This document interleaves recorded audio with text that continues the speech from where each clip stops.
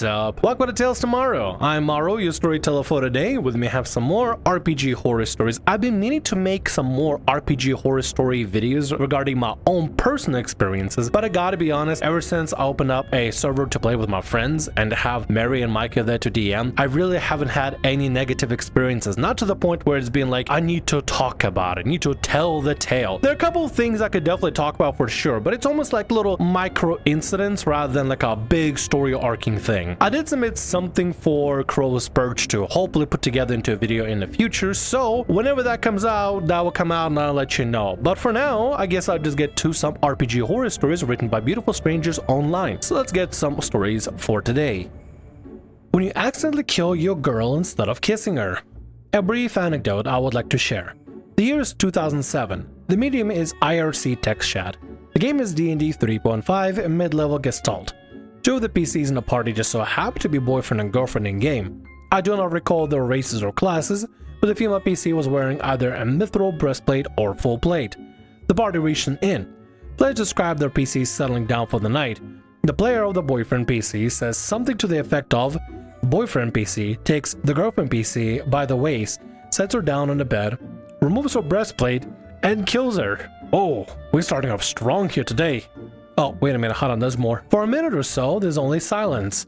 Then everyone else in the group, including the DM and the girlfriend's PC player, expresses utter bewilderment in the out-of-character chat channel. After a few minutes of total bedlam, the boyfriend PC's player returns and says something akin to, "Oh, sorry, just got back. I meant to type kisses." The confusion is promptly cleared up. Nobody speaks of the incident again, but I still remember it even with my logs on the channel lost. That is all. Ah, kills and kisses. Yeah, I get it. Sometimes when I'm texting to Mary and write "what the duck" after she sent me some sort of a silly meme about me being a stinky tiefling, sometimes it corrects to "what the duck" instead of what it's supposed to be. However, I'm not going to say the word because YouTube will not like it, but you know exactly what it is if you ever dealt with autocorrect. Anyway, funny little story, funny haha. Let's move on to the next story for today. Player seems to hate the game, but doesn't want to stop playing? I don't know if this is really fitting for this subreddit since it's a bit more of a question, but I thought it was the best place for it. I'm running a campaign with a few players currently, and there's one player who I've been getting increasingly strong vibes that he hates how things are going, but still shows up and insists he's interested. The party consists of Rogue, who loves stealing and has zero morals, Fighter, who is dopey with "kill first, ask questions never" mindset, Bard, who loves the limelight and trolling NPCs, Warlock, who is a stereotypical nerdy joke character, and finally Cleric, who is basically an average Joe friendly helpful guy. As you could expect, the group is fairly murder hobo-y, morally grey at best, with the exception of Cleric. He comes to clash with the Rogue stealing things or Fighter's insistence in solving problems with violence. This is all fine, or at least it was for a while, but I feel like it's really starting to bother him out of character as well as in character, but he refuses to admit it for some reason. For example, the party ends up tying up some mildly hostile farmers who are, at the end of the day, just trying to defend themselves and their land. Rogue gets more and more bold with stealing from the farm, eventually doing it straight in front of the tied up farmers while mocking them. Cleric scolds him in what turns into a minor out-of-character rant about how insane Rogue is. No one is actually bothered by this. Rogue laughs about it and enjoys that he is acknowledging his character is a piece of crap. Another time, Bard is basically the negotiator in a hostage situation. For whatever reason, they decide they're going to try and use a bunch of various magics and tricks to be funny and mess with the hostage takers. Nothing they were doing was at all helpful or even sensible, whispering insults in their ear, making random barrages, etc. It was a massive time waste and ultimately resulted in Bard getting shot at to try to get it to move along. They still refused, prompting Cleric to basically start yelling semi-in character to stop screwing around. I say semi in character because while the words were the character, the anger was the players. He was totally right, by the way. Everyone was getting sick of the holdout for what essentially was nothing. Finally, we moved on. I'm thinking that maybe your Cleric player is just getting a little bit agitated with how the group is not taking situations seriously and maybe wants something more serious. I'm assuming there might be a clash of interest. Cleric wants column A, players want column B. Cleric doesn't want column B, they want column A, so in a sense they're kind of frustratingly lashing out at the players. I think the problem isn't the Cleric, is that the styles they play right now are just not mixing. Most of the players want to have a murder hobby or do whatever kind of campaign, while Cleric probably wants something a little more committed and serious. Man, Man, it sounds like I'm describing relationships or something. Anyway, let's continue. I've noticed Cleric getting more and more upset over the party's various shenanigans, in character and out of character, and I've asked him about it privately. I remember he had a bit of a rant that he disliked how over-the-top quirky Warlock kept acting, and I specifically asked him privately whether it's actually bothered him. He said that he didn't actually mind at all, that it was just in character that was upset, not him. But as we kept going, I felt like that's less and less true. The thing is, he isn't really in the wrong. The rogue is a loot goblin, the fighter kills for basically no reason, the warlock is gimmicky, and Bard does try to take the spotlight a bit too often. It's a murder hobo party, but everyone else is still having fun and laughing at the ridiculous antics and situations, seemingly aside from him. His answer keeps getting shorter, he doesn't engage nearly as much, and his response about showing up to sessions feels passive-aggressive. But he still shows up every session, seemingly just to get upset at the party he knows are a bunch of fools blundering the way through the world. What do I do? Cleric is clearly enjoying himself less and less, for entirely fair reasons over the party's ridiculous behavior, but the other players are all for it. He doesn't ruin the atmosphere for them either, they seem to have fun with him losing his mind over the craziness.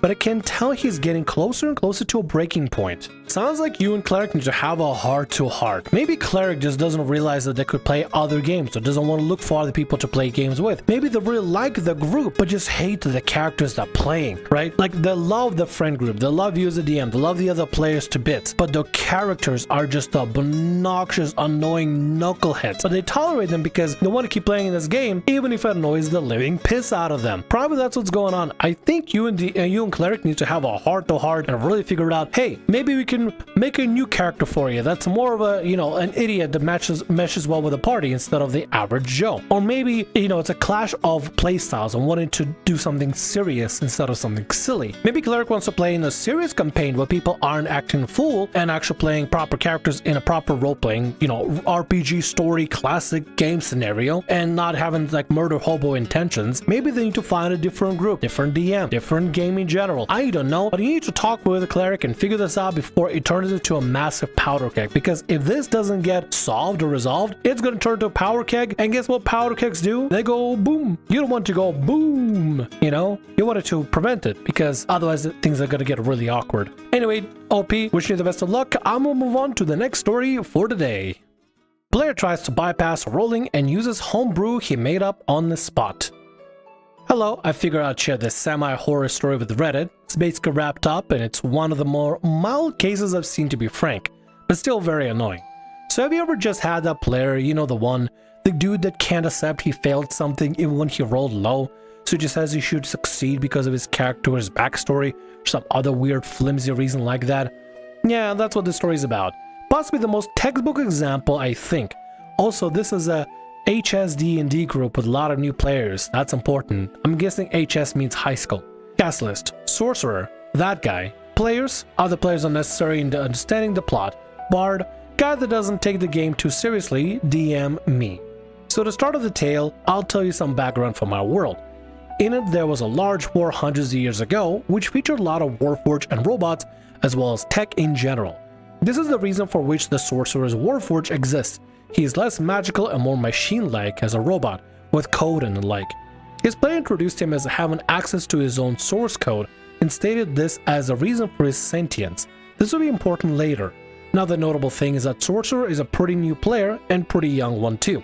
I'm not entirely sure he knows what he's doing, he's kind of iffy, but it does explain a lot. I'm sure he thinks he's in somewhat DM versus player mentality. So the first real moment I should have known to just boot him was when he fudged a roll. We were rolling dexterity for something and I saw him re-roll a digital dice after getting 2 or something like that.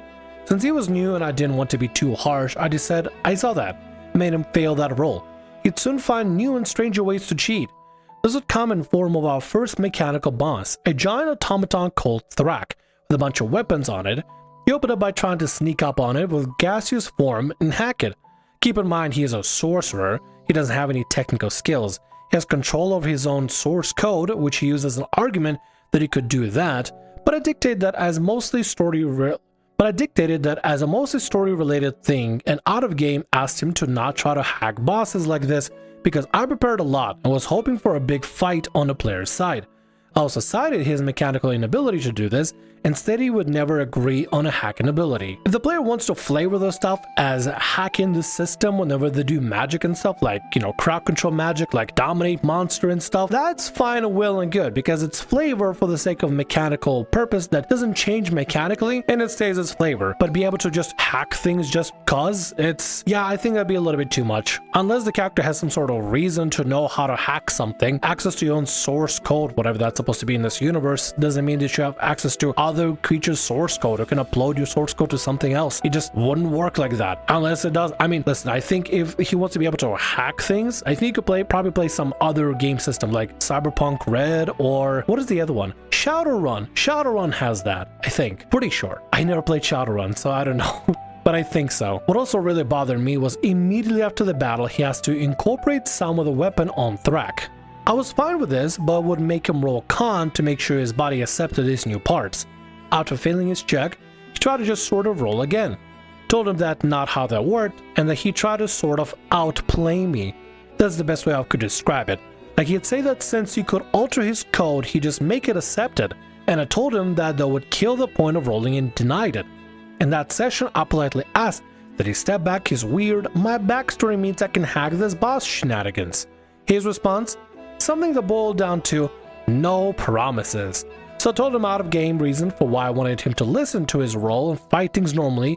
He said he wouldn't do it again. But he also said, no promises. You know what you say to that, DM? Well, no promises you can be in my campaign then, huh? If you're not gonna see eye to eye and at least listen to my concerns and stuff, at least except when I say no, you can't do that, or you can't do this feature, or this homebrew feature that he came up with, and your answer is no promises. No promises you won't be here for the next session then, huh? If it was anybody else being polite and stuff, maybe misunderstanding things or just trying to be creative, that'd be one thing. Hell, I have a barbarian in my campaign that loves to rage and then grab a guy and smack him at another guy. He just loves doing that. When he can just roid out and rage and somebody uses enlarge on him and he can just start picking people up and tossing them around everywhere, he loves that. And I love when he does that, because creativity, from a DM perspective, I feel like should be rewarded. In this situation, however, it's not creativity to try to hack the system and make it so it works for my character anyway, because my backstory demands it. It's instead trying to gamify it and try to game the system instead of just rolling with the dice and letting the dice do it. If the DM says it failed, it failed. Move on.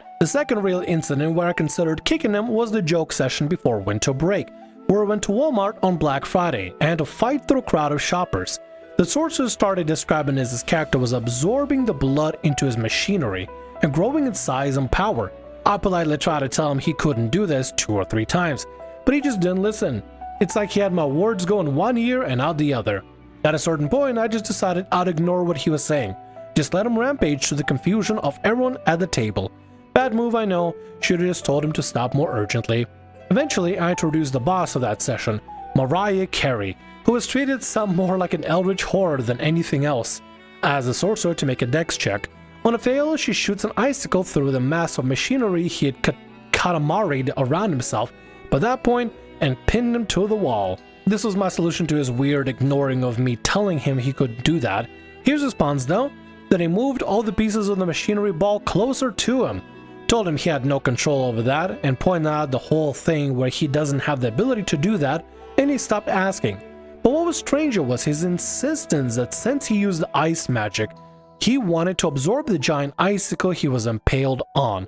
And in return, following trying to absorb it, he tried to fight the boss, which due to low time turned from boss fight to an escape sequence, alone while pinned to a wall with ice magic. You do have a spell called Absorbility that you can use as a reaction to try to absorb the partial blow to give yourself resistance and then 1d6 strike back for the next attack. But this is, yeah, the guy's just coming up with his own. He's just pulling ideas out of his ass and just like, hey DM, I can do this and I can do this. And my ass is painful because I keep pulling ideas out of here, but you don't accept it, DM. How dare you? After like 3 turns of this not working and him getting progressively more impaled, he was saved by the rest of the party. He later said that he kept the icicle that stabbed him and wanted to absorb its eldritch powers. That would be a running theme. After the session, I told him again he wasn't allowed to do that, and we never discussed him being able to absorb machinery or whatever, and he gave me another response, which boiled down to no promises.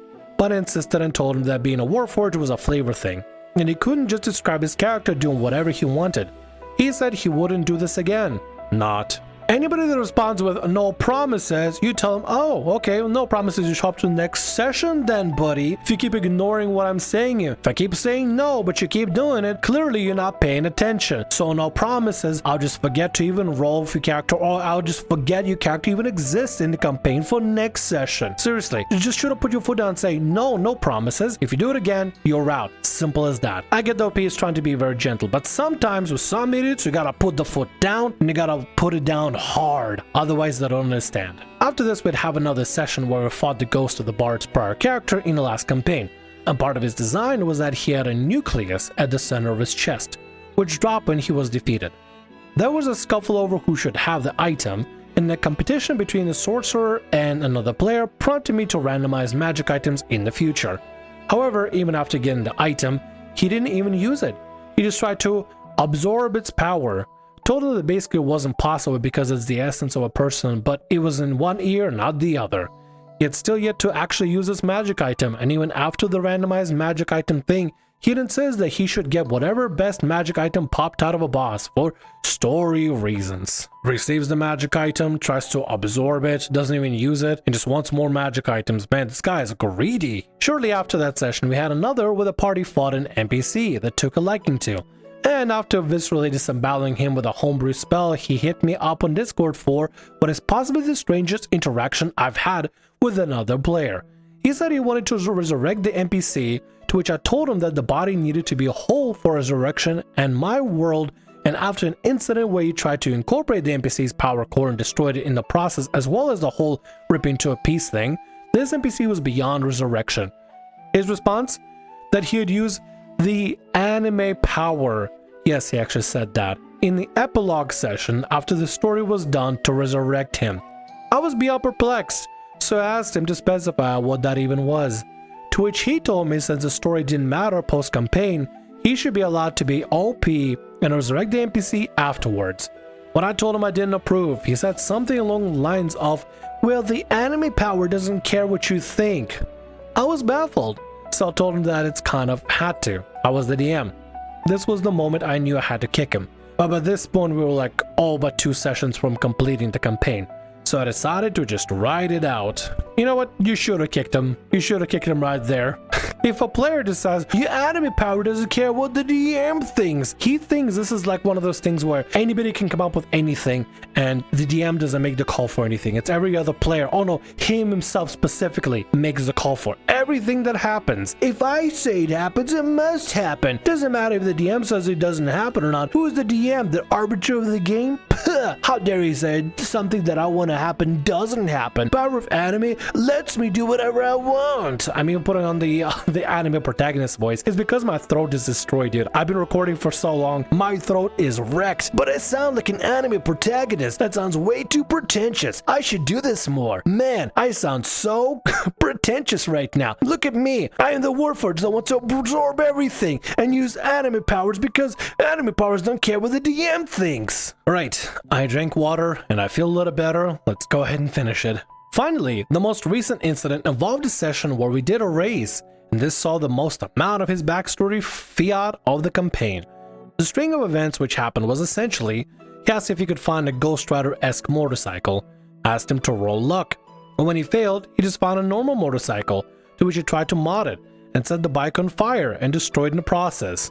He was then given a bumper car as a joke, which he tried to mod, and failed, so now it was literally just a bicycle due to his failed attempt to turn it into a motorcycle. This was destroyed in a race, so he was told by organizers that they were out of racing vehicles, and they handed him a unicycle.